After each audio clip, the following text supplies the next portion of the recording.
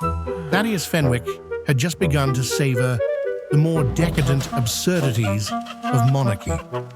Breakfast in bed, delightful. Not having to do his own laundry, a revelation. The simple joy of barking orders like, "Fetch me another pillow," just to see if someone would actually do it. Chef's kiss. Life was finally tolerable, provided he ignored the crushing responsibility that came with accidentally becoming king. But peace, much like his new satin robes, was fragile. The disaster began with an ominous rumble that shook the castle walls and knocked over Sir Percival Quibble's third favorite vase, a tragedy he mourned with a gasp longer than most people's wedding vows. The sky itself seemed to flicker with unease, as flocks of birds rearranged themselves into crude expletives before fleeing the kingdom's borders. Thaddeus, mid-bite of an exquisitely buttered croissant, paused only to glare at the quivering chandelier above. Enter Sir Percival Quibble. Your Majesty! A matter of the gravest and most cataclysmic emergency has arisen. A perilous predicament of draconic proportions, the likes of which have not been seen since the 4th age of... Dragon? This is about a dragon, isn't it? Yes. An ancient dragon of considerable ire and incandescent disposition, Vorthrax the Incandescent, has awakened. And this is my problem because...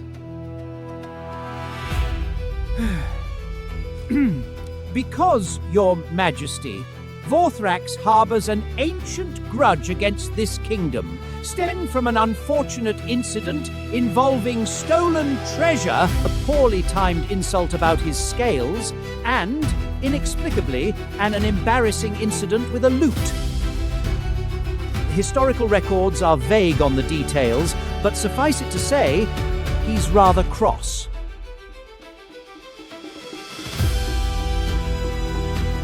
A dragon? Oh, I've always wanted to fight a dragon! Of course you have. Before Thaddeus could object further, a royal council meeting was hastily convened. Or rather, Quibble dragged Thaddeus to the council chamber while Brom trailed behind, making enthusiastic sword noises. The meeting, predictably, was a farce. Sir Percival Quibble presented a lengthy, meandering strategy involving ancient prophecies, heroic quests, and an unsettling amount of hand-drawn diagrams. Thaddeus proposed a counter-strategy called Let's just ignore it and hope it goes away? which regrettably was voted down. The deciding vote came from Brom, who thought the proposal was a bit boring. And thus, against his will and better judgment, King Thaddeus was declared the kingdom's best, nay only, hope. The following morning, Thaddeus stood at the castle gates, slouched like a man who'd lost an argument with fate, and possibly with mornings. Beside him, Brom practically vibrated with excitement, his sword slung over his shoulder like an oversized toothpick.